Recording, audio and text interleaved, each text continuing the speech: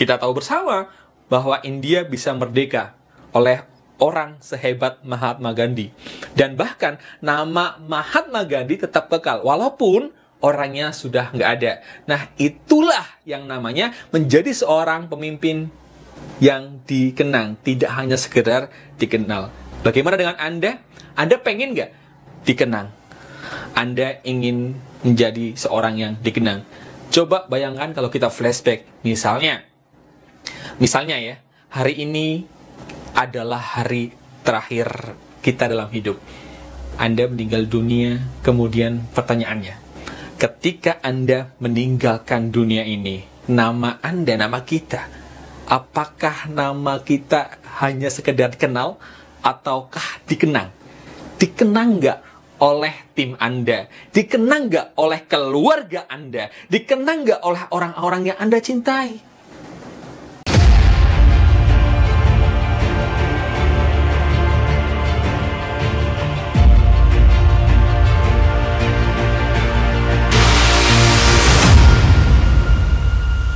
Assalamualaikum warahmatullahi wabarakatuh. Salam sejahtera untuk kita semuanya. Selamat datang di Atomic Channel, perubahan kecil yang merubah masa depan. Dan tentunya masih dengan saya Imam West akan menemani Anda pada sesi hari ini yang tentunya akan membahas sekitar leadership. Apa yang kita bahas? Yuk, jangan kemana-mana, stay tune dan jangan lupa like dan subscribe agar channel ini tetap bertumbuh dan bermanfaat untuk kita semuanya. Bicara soal kepemimpinan, pada kesempatan hari ini saya membahas salah satu buku yang fenomenal, yaitu buku dari John Maxwell, 5 Level of Leadership. Nah, menarik sekali. Apabila Anda bisa menguasai 5 level kepemimpinan ini, minimal Anda bisa memposisikan diri dan atau Anda mempunyai langkah pertama apa yang Anda harus lakukan untuk mengembangkan tim Anda. Apa saja 5 level pemimpinan ini? Yang pertama adalah pemimpin berdasarkan dari posisi, yang kedua adalah izin, yang ketiga ada produktif, naik keempat adalah reproduksi, dan yang kelima adalah puncak. Kita akan langsung saja bahas satu persatu. Level pertama. Level pertama dalam kepemimpinan adalah orang yang memimpin karena mempunyai kedudukan atau sebuah posisi. Jadi yang dimaksud ini adalah orang disahkan sebagai seorang pemimpin karena dia memiliki posisi yang lebih tinggi. Contoh, ada seorang karyawan yang masuk ke dalam sebuah korporasi, perusahaan baru itu ketemu sama seorang manajer. Tentunya bagi dia harus mengikuti si manajer ini karena secara posisi manajer ini memiliki kedudukan yang jauh lebih tinggi. Nah, ini adalah level kepemimpinan yang paling rendah. Level 1, yaitu kita memimpin karena kita mempunyai kedudukan. Atau contoh lain, dalam perusahaan ini, kita punya rekrut orang baru. Anda merekomendasikan perusahaan Anda kepada teman Anda. Teman Anda bergabung di bawah Anda. Jelas di sini bahwa teman Anda mempunyai posisi yang lebih di bawah daripada Anda, mau nggak mau, maka dari ini Anda dianggap sebagai pemimpin oleh teman Anda. Pemimpin yang memiliki kedudukan. Nah, biasanya orang-orang di level pertama ini itu diikutin karena mau nggak mau harus ngikutin.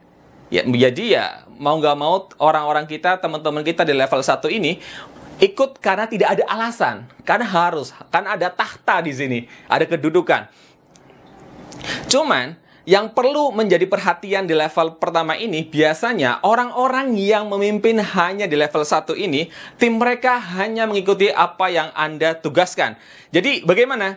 Jadi, orang-orang yang ada di level kepemimpinan pertama ini hanya memiliki tim yang hanya kerjanya itu nggak pernah lewatin dari batas apa yang sudah disepakati. Sebagai contoh, kalau misalkan kita bilang, oke, kita pengen sukses dalam bisnis ini, maka Anda harus datang ke pertemuan.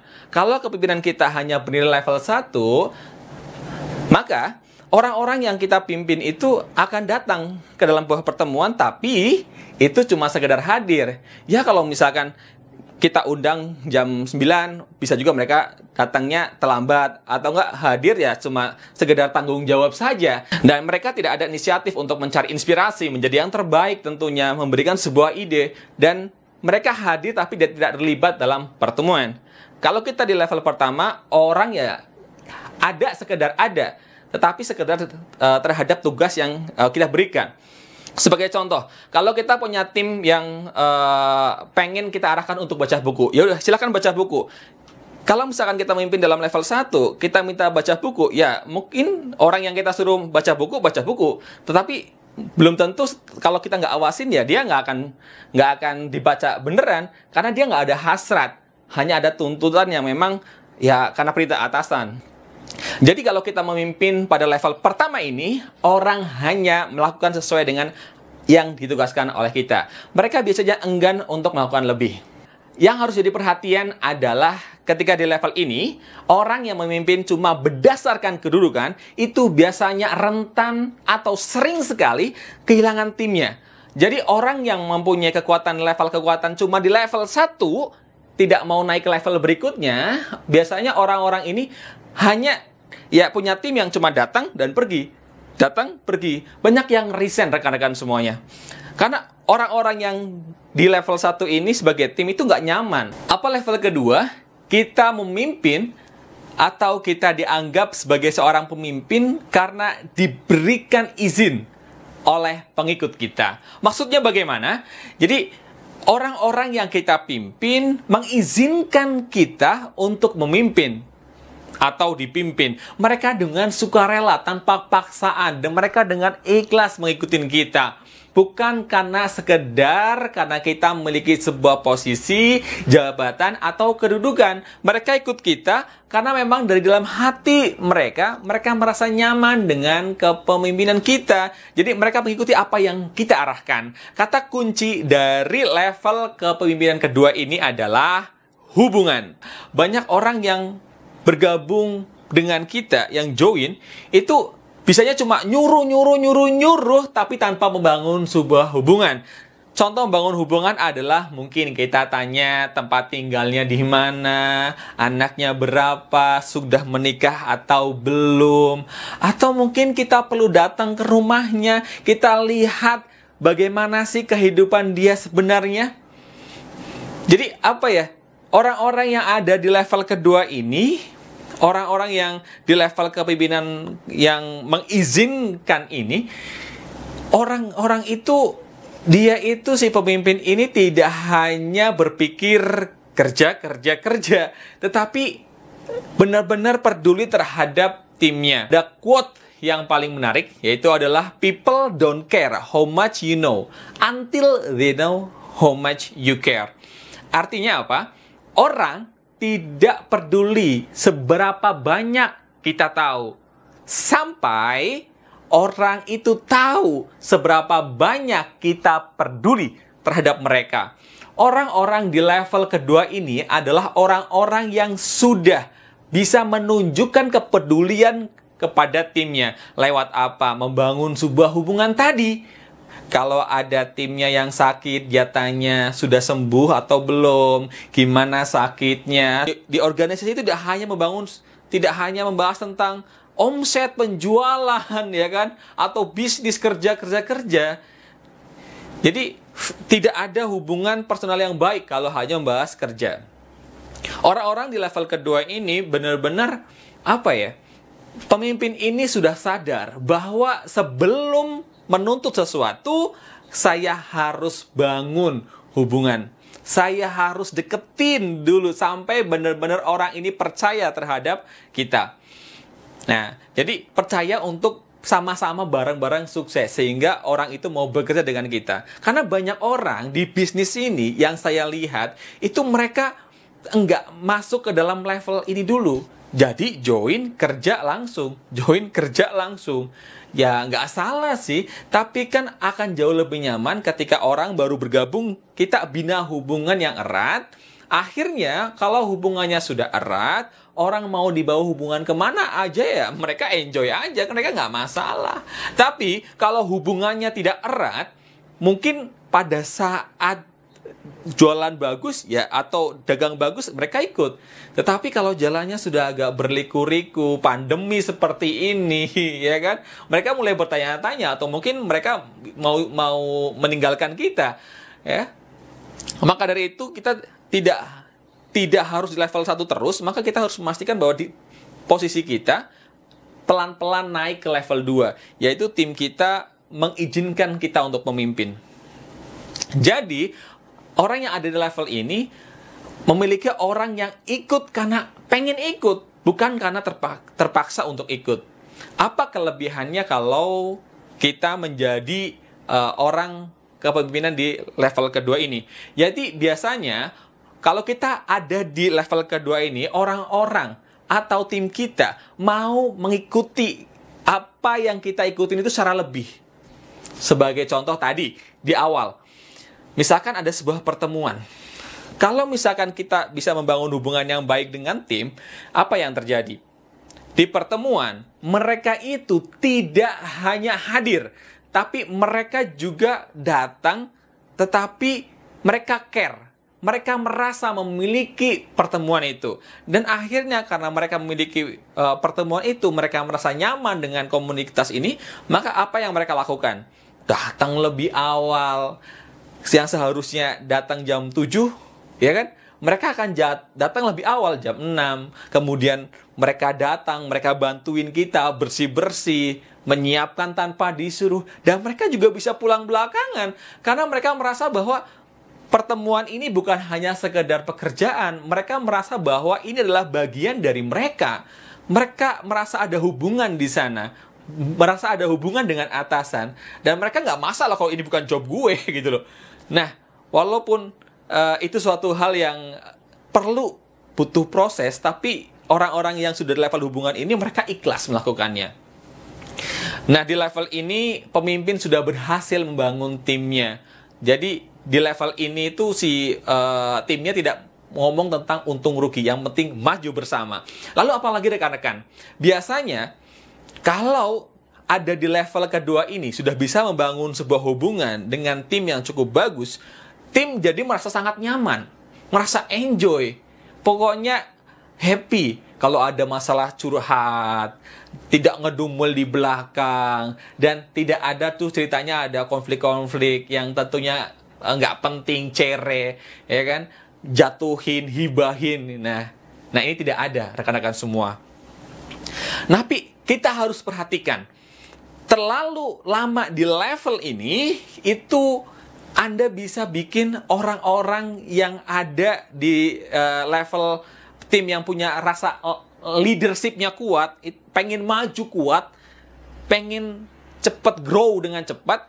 Jadi calon-calon leader yang ada tim ini akan merasa cemas. Karena di sini itu ngerasa bahwa leader itu ngerasa, oke, gue nyaman, tapi hasil ini belum didapatkan, rekan-rekan. Jadi enjoy, nyaman, tapi nggak ada hasil di sini. Jadi contoh misalkan basa-basi, banyak kita mungkin jalan bareng, kita nongkrong bareng, tetapi nggak ada hasil di sini. Nah, maka dari itu, ketika level 2 ini Anda sudah mampu membangun hubungan, yuk sama-sama kita masuk ke level selanjutnya. Kenapa? Kalau Anda nggak cepat-cepat maju ke level selanjutnya, naik step ke level selanjutnya, maka di sini tuh orang-orang yang pengen maju, orang calon-calon leader hebat itu ngerasa bahwa gue pengen lebih, gitu loh. Jadi ada goals yang tercapai. Nah, yuk bagi rekan-rekan semuanya yang memang sudah ada di level 2, kita naikkan ke level 3, level berikutnya. Apa level berikutnya? Yaitu adalah level produksi. Apa yang dimaksud dengan level produksi? Jadi gini, gue. Orang-orang yang ada di level kepemimpinan ini, itu tidak hanya sekedar punya posisi. Nggak cuma sekedar sudah dapatkan hubungan atau mendapatkan izin, tetapi orang yang berada di level ini bisa memastikan timnya mendapatkan hasil produktif. Sebagai contoh, dalam sebuah bisnis, kalau Anda dalam kepemimpinan level 3, Anda bisa membuat tim Anda nggak cuma sekedar nyaman, tetapi Anda juga bisa memastikan tim Anda mendapatkan hasil yang Anda janjikan, achieve target, mendapatkan insentif yang luar biasa. Nah, mereka nurut kepada Anda karena ikut sama bapak, ikut sama ibu, Karena goalsnya tercapai. Kalau gue ikut sama lu, kok target gue tercapai? Nah, disinilah orang-orang yang ada di level kepemimpinan 3, mereka paham bagaimana menggerakkan tim agar maju bersama, nyaman, maju bersama, dan hasil pun tercapai. Ini adalah produksi atau hasil. Ya, di level ketiga ini bisa dikatakan bahwa level ini sudah mulai terbangun, jadi sudah mulai ada hasil. Namun Anda harus tahu bahwa sadar, jangan sampai Anda terlalu nyaman di kondisi ini. Anda harus cepat masuk ke level selanjutnya. Apa level selanjutnya? Yaitu level pengembangan manusia. Orang-orang yang berada di level kepemimpinan nomor 4 ini, itu sudah tidak lagi membahas tentang bagaimana caranya terima reward, bagaimana caranya dapat penghargaan dari perusahaan atau dari korporasi lain, ya kan? Ini sudah melewati hal itu. Jadi di level keempat ini adalah fokus terhadap kemanusiaan. Leader, create leader. Jadi bagaimana mampu untuk memproduksi pemimpin yang lebih banyak. Makanya kata kunci di level 4 ini adalah reproduksi. Bagaimana kita mereproduksi pemimpin-pemimpin yang lebih banyak.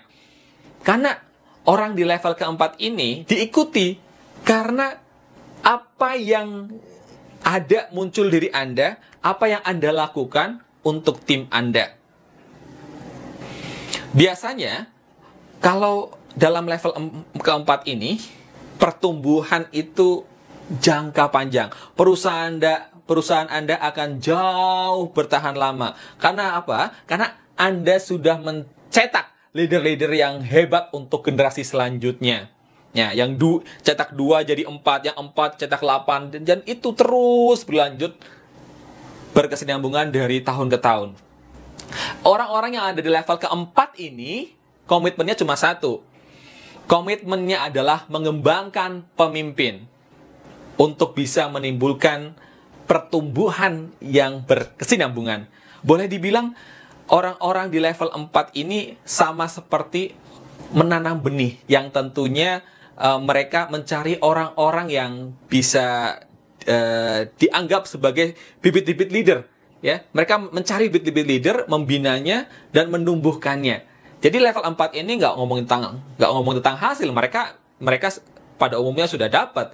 Jadi mereka di sini itu fokus terhadap perusahaan, membangun sebuah perusahaan sehingga perusahaan bisa berkembang lebih cepat. Itu level 4. Apa level 5? Yuk, sekarang masuk ke level ke-5. Jadi di level ke-5 ini biasanya itu nggak banyak. Nah, ini adalah orang-orang yang sangat konsisten untuk membangun orang, terus membangun orang. Jadi hidupnya, dia dedikasikan seumur hidupnya untuk membangun manusia. Dan akhirnya, orang-orang ini masuk ke dalam level kepemimpinan paling tinggi, yaitu level puncak atau pinnacle. Orang-orang yang mampu menguasai pribadi. Memang tidak banyak yang mampu menguasai level puncak ini, tetapi orang-orang yang ada di puncak ini tidak hanya menjadi orang yang dikenal, tetapi dia juga menjadi orang yang dikenang. Sebagai contohnya, misalkan ada Insinyur Soekarno, kemudian Mahatma Gandhi, ada Gus Dur, ada Habibie, Bapak Habibie, orang-orang yang namanya itu tidak hanya dikenal, tetapi dikenang. Siapa di antara yang pernah ketemu dengan Bapak Soekarno? Tetapi siapa di antara Anda yang tidak kenal Soekarno? Itu yang namanya dikenang. Orang-orang di level kepemimpinan ini punya kenangan yang sangat positif. Ikhlas terhadap mendermakan dirinya untuk bisa mengembangkan orang lain. Nah, ini adalah suatu hal yang memang menjadi naluri hidupnya orang-orang hebat di level 5 ini. Rasa hormat akan diberikan oleh masyarakat terhadap dirinya. Pemimpin-pemimpin yang dari ucapannya bisa menggerakkan banyak-banyak orang, banyak masyarakat yang ikut organisasi. Sebagai contoh, Mahatma Gandhi. Anda tahu Mahatma Gandhi? Mahatma Gandhi ini cuma seorang pengacara. Dia itu punya impian, pengen memerdekakan India. Dijajah sama siapa? Kita tahu bersama bahwa dijajah oleh Inggris. Pada zaman itu, Inggris itu memiliki persenjataan yang sangat luar biasa, lengkap, tentara yang sangat banyak. Sementara India adalah negara yang pada umumnya adalah negara berkembang, miskin. Kemudian mungkin tanya rekan-rekan Bapak Ibu semua yang pada saat itu pernah berkunjung ke India. Coba bayangkan, Mahatma Gandhi itu tahu kalau dia berperang melawan Inggris sudah pasti kalah. Ya, tapi apa yang terjadi?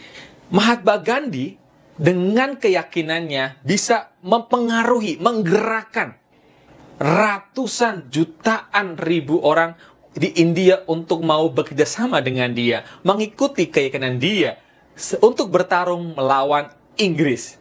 Dan tentunya bertarung melawan tanpa senjata. Itu hebatnya. Anda kebayang? Kalau kita baca biografinya Mahatma Gandhi itu sangat-sangat amazing.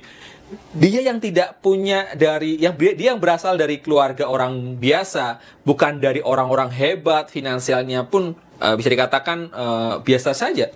Tetapi keyakinannya Mahatma Gandhi di sini dia mempunyai kepemimpinan yang sangat lebih tinggi daripada orang-orang.